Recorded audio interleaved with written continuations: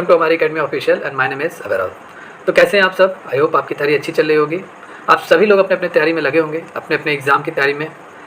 जितने भी स्टूडेंट हैं सभी लोग अब इस कंपटीशन के दौर में आप सभी लोगों को कंपटीशन फेस करना है।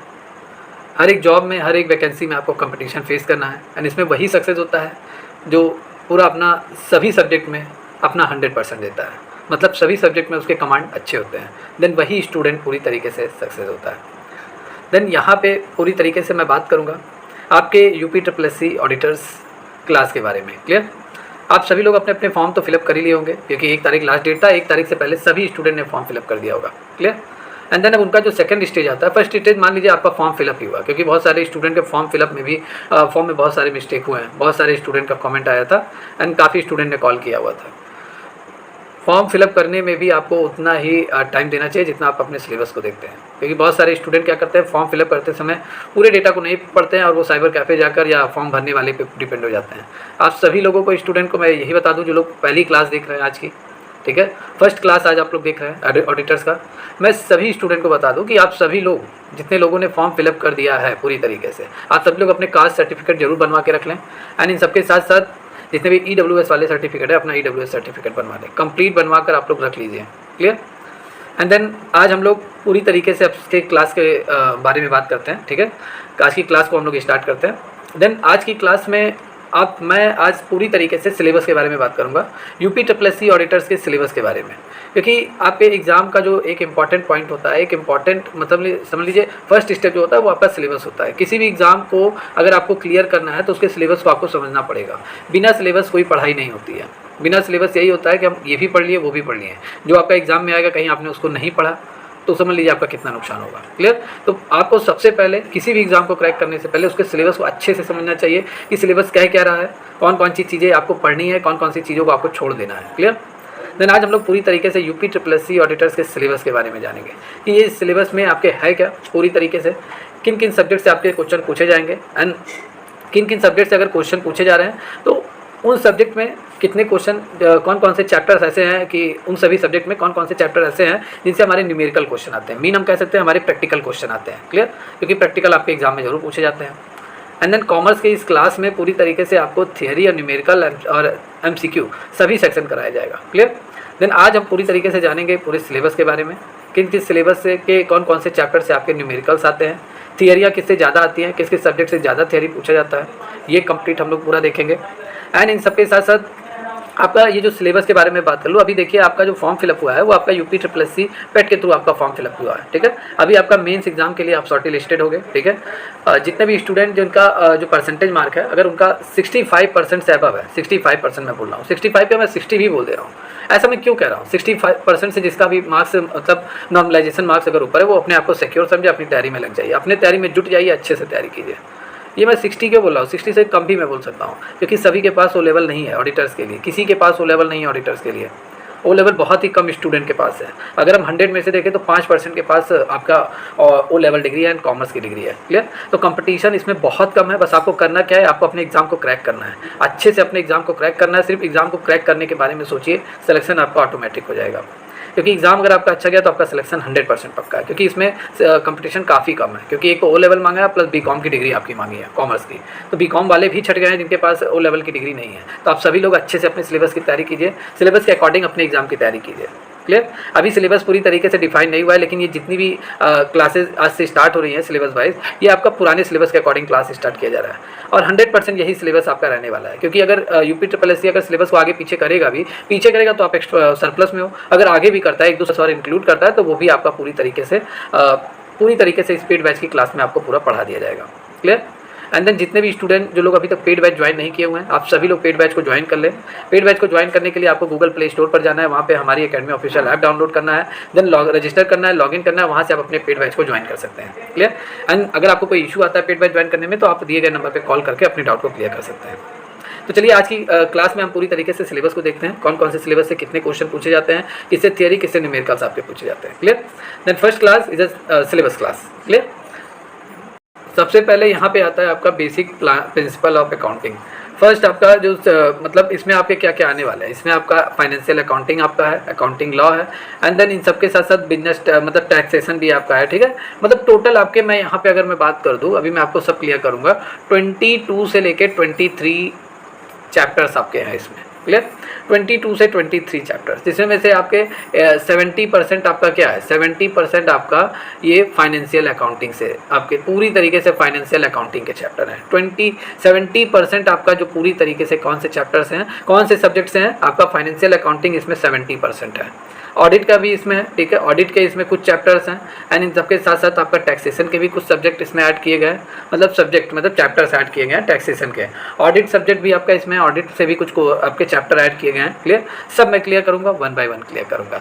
तो सबसे पहले हम यहाँ पे जानते हैं कि जो फर्स्ट आपका चैप्टर है, क्लियर, वो आपका क्या है, आपका है लेखांकन के बुनियादी सिद्धांत, मतलब basic principle of accounting.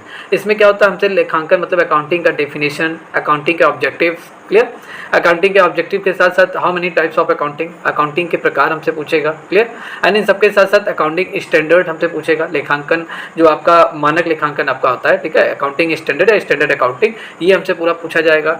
And accounting के आपके पूरे मतलब डेली ट्रांजेक्शन में अकाउंटिंग से हमें कौन कौन से लाभ होते हैं, कौन कौन सी हानियाँ होती हैं, क्लियर, ये आपसे पूरा पूछा जाएगा, क्लियर। अकाउंटिंग कौन लोग यूज करते हैं, मतलब कौन कौन से लोग यूज करते हैं, क्या बिजनेस में ये अकाउंटिंग यूज होता है, अदर सोर्सेज में, अदर कहाँ पर, किस सेक्टर में आपका अकाउंटिंग यूज होता है, ठीक है। तो ये आपसे पूछा जाएगा। अकाउंटिंग कितने प्रकार के होते हैं, फाइनेंशियल अकाउंटिंग, कॉस्ट अकाउंटिंग, कितने टाइप के अकाउंटिंग होते हैं, ये पूरा आपका जो पूछा जाएगा वो आपका चैप्टर फर्स्ट से पूछा जाएगा।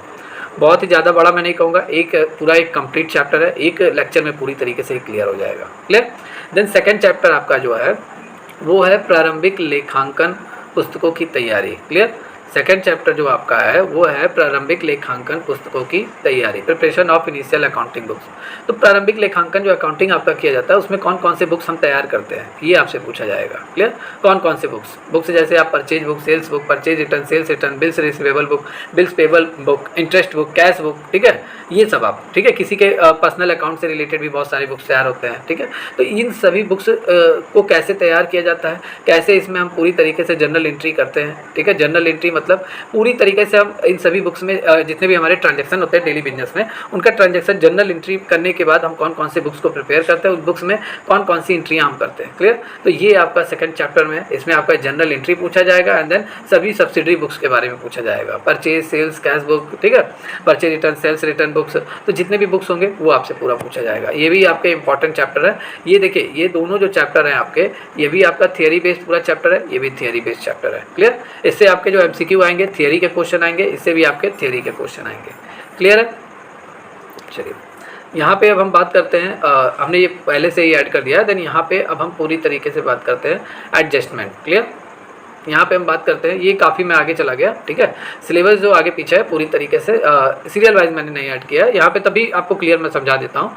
देखिए अभी आपका जनरल एंट्री अब आपका हो गया। जनरल एंट्री में के बाद बहुत सारे चैप्टर्स आपके होते हैं, जैसे डबल एंट्री सिस्टम आपका आ जाएगा, क्लियर, डबल एंट्री सिस्टम। फिर उसके बाद आपका आ जाएगा कैश बुक आ जाएगा, कैश बुक के बाद फिर आपका आ जाएगा लेजर आ जाएगा, लेजर के बाद ट्रायल बैलेंस आएगा, उसी बीच में ही आपका कैपिटल एंड रेवेन्यू भी रहेगा, क्लियर। ट्रायल बैलेंस के बाद फिर आपका ट्रेडिंग एंड लॉस, ठीक है, trading account, profit and loss account, and then final account आपका आएगा, clear.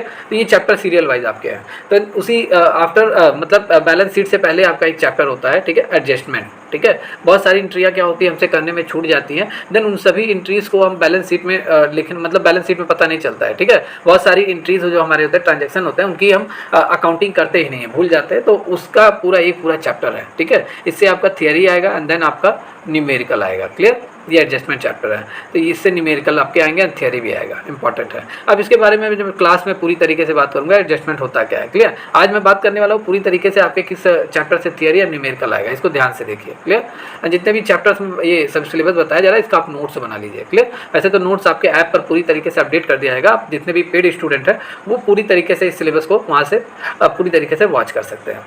And the next chapter है आपका संदिग्ध प्रोविज़न फॉर द डाउटफुल डेप्ट, मतलब संदिग्ध ऋणों के लिए प्रावधान। जो पैसे आपको नहीं मिलने, आपके बिजनेस में डूब गए हैं, आपसे जो डेप्टर्स क्रेडिट पे जो आपसे माल उधार लेकर खरीद कर गए हैं, ठीक है, वो आपका पैसा नहीं दे रहे हैं, आपके जो उधार करता है वो आपको पैसा नहीं दे रहे हैं, तो उन सभी के लिए हम एक प्रोविज़न अकाउंट बनाते हैं, पैसे की व्यवस्था करके जितना पैसा हमारा पूरी तरीके से डूब गया है उतने पैसे का हम प्रोविज़न करते हैं। तो इससे आपके क्या क्या पूछे जाता है, इससे आपके थ्योरी भी पूछी जाती है, इससे आपके न्यूमेरिकल भी पूछे जाते हैं। क्लियर। देन यहाँ पे अब हम थोड़ा फास्ट देखेंगे क्योंकि पूरी तरीके से सिलेबस को हम थोड़ा जल्दी क्लियर करेंगे। देन इसके बाद आपका आता है आउटस्टैंडिंग एंड प्रीपेड। ठीक है, आउटस्टैंडिंग एंड प्रीपेड ये भी आपका एक चैप्टर है, इससे भी आपके थ्योरी आते हैं और न्यूमेरिकल्स आते हैं। क्लियर। एंड देन नेक्स्ट आपका जो चैप्टर है वो है आपका इन्वेंट्री का मूल्यांकन। Clear, valuation of entry. यहाँ पे अगर हम बात करेंगे वैल्यूएशन ऑफ एंट्री, इन्वेंट्री, ये भी आपका एक इंपॉर्टेंट चैप्टर है। देन फाइनल अकाउंट की तैयारी, प्रिपरेशन ऑफ फाइनल अकाउंट, मतलब आफ्टर मतलब जनरल एंट्री, ठीक है, जनरल एंट्री के बाद सब्सिडरी बुक्स, फिर लेजर, लेजर के बाद ट्रायल बैलेंस, ट्रायल बैलेंस के बाद trading and loss account, profit and loss account, trading account, then आपका क्या बनता है, फाइनल अकाउंट बनता है। बैलेंस शीट हम बनाते हैं, इसी को फाइनल अकाउंट कहते हैं। तो फाइनल अकाउंट से आपके क्वेश्चन पूछे जाते हैं, इससे आपकी थियरी और न्यूमेरिकल दोनों आपसे पूछे जाते हैं। क्लियर है। चलिए नेक्स्ट 8वां जो चैप्टर है आपका, टोटल आपको मैंने कहा 23 चैप्टर्स आपको पढ़ने हैं, 20 to 23। अब 8 चैप्टर जो आपका है ये आप बीकॉम फर्स्ट ईयर में आप सभी लोगों ने पढ़ा होगा। ठीक है, किराया खरीद एवं किराया भुगतान के तरीके। ठीक है, बहुत सारी चीज़ें हम क्या करते थे, किराए पे हम खरीद लेते थे और उसका किस्त वाइज हम भुगतान करते थे। मतलब हमारे पास पैसा नहीं है, हम क्या करते थे, उसको परचेज कर लेते थे। हम परचेज करने के बाद उसका हम जो पैसा पेमेंट करते थे वो इंस्टॉलमेंट में पेमेंट करते थे। क्लियर। तो ये आपका इससे चैप्टर पूछा जाएगा, ये पूरा न्यूमेरिकल बेस्ड क्लास है, थियरी इसमें आएगा एंड ज़्यादातर आपके न्यूमेरिकल्स इससे पूछे जाते हैं। देन अब आपका आता है ब्रांच अकाउंट एंड विभागीय खाता। क्लियर, मतलब इसमें आपके बीकॉम फर्स्ट ईयर में आपने सबसे लास्ट चैप्टर से पहले 2 चैप्टर जो था वो था आपका ब्रांच अकाउंट एंड विभागीय खाता। इससे भी आपके क्या आते हैं, इससे भी आपके पूरी तरीके से न्यूमेरिकल एंड थियरी दोनों पूछे जाते हैं। क्लियर। एंड देन ये भी आपका क्या है, ये भी अकाउंट का ही सेक्शन है। देन अकाउंट का एक और सेक्शन आ गया दिवालिया खाते, इंसॉल्वेंट अकाउंट, इससे आपके थियरी बहुत सारी पूछी जाती है। क्लियर, तो इसको तैयार करना पड़ेगा। क्लियर। देन 11वां जो आपका सिलेबस है, चैप्टर्स है, वो आपका है calculation of insurance premium. Clear, insurance premium की हम कैलकुलेशन कैसे करते हैं, इसका पूरा चैप्टर है बीकॉम फर्स्ट ईयर में। Clear. And then insurance claim से आपके बहुत सारे क्या आते हैं, न्यूमेरिकल्स आते हैं। क्लियर, तो न्यूमेरिकल्स इससे मैं पूरा कंप्लीट कराऊंगा आप सभी लोगों को। थियरी भी आता है लेकिन ज़्यादातर आपके क्या आते हैं, ज़्यादातर आपके न्यूमेरिकल्स ही आते हैं। क्लियर, ज़्यादातर आपके न्यूमेरिकल्स आते हैं, थियरी भी मैं कंप्लीट कराऊंगा। देन यहाँ पे हम बात करेंगे double entry system. Double entry system मतलब दोहरा लेखा प्रणाली। ठीक है, किस ट्रांजैक्शन को हम डेबिट करेंगे एंड किस मतलब एक ट्रांजैक्शन अगर होता है तो उसमें 2 पक्ष आपके होते हैं, 2 साइड्स आपके होते हैं। एक आपका सेलर होता है, एक बायर होता है, एक सेलर होता है, एक बायर होता है। तो किसको हम डेबिट करेंगे एंड किसको हम क्या करेंगे, क्रेडिट करेंगे।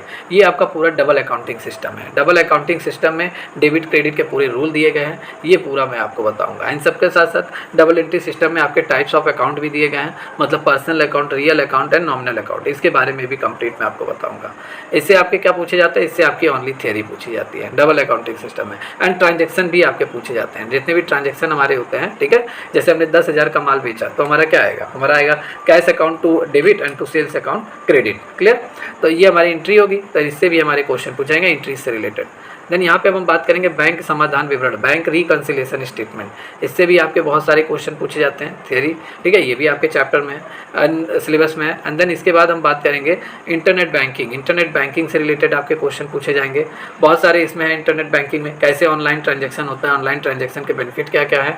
क्लियर, मतलब कहाँ से आप घर बैठे कौन कौन सी चीज़ें आप खरीद सकते हैं, किन माध्यम से आप खरीद सकते हैं, ये पूरा इंटरनेट बैंकिंग में पूरा डीपली है, इसको मैं पूरा complete पढ़ाऊँगा।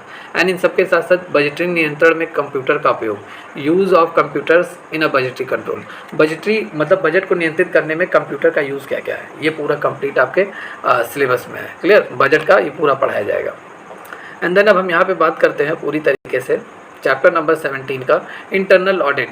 Clear, internal audit, audit के बारे में आपका पूरा ये चैप्टर है। ठीक है, इंटरनल ऑडिट कौन होते हैं, ठीक है, हु आर इंटरनल ऑडिटर्स, ये कौन कौन लोग होते हैं, इनसे आपका पूरा चैप्टर पूरा सिलेबस है, इससे चैप्टर आपका पूछा जाएगा। क्लियर, ऑडिट कितने टाइप के होते हैं, ऑडिटर कितने टाइप के होते हैं। ठीक है, external auditor, internal auditor, government auditor, 3 auditor आपके होते हैं। इनका आपसे वर्क पूछा जाएगा। क्लियर, इनका मतलब क्या क्या इनके काम रहते हैं, इनका पोस्टिंग कैसे होता है। क्लियर, तो ये सब ये लोगों का काम क्या रहता है, ये पूरा पूछा जाएगा। तो इंटरनल लेखा परीक्षा, आंतरिक लेखा परीक्षा मतलब ये आपका ऑडिटिंग चैप्टर्स है। क्लियर, बीकॉम सेकेंड ईयर जब आप पढ़ रहे थे, ठीक है, आप तो सेमेस्टर वाइज हो गया है हाल ही फिलहाल में, लेकिन जब बीकॉम सेकेंड ईयर आप पढ़ रहे थे तो उसमें एक आपकी ऑडिटिंग की बुक लगती थी, उससे आपका इंटरनल ऑडिटर ये चैप्टर पूरा इंक्लूड किया गया।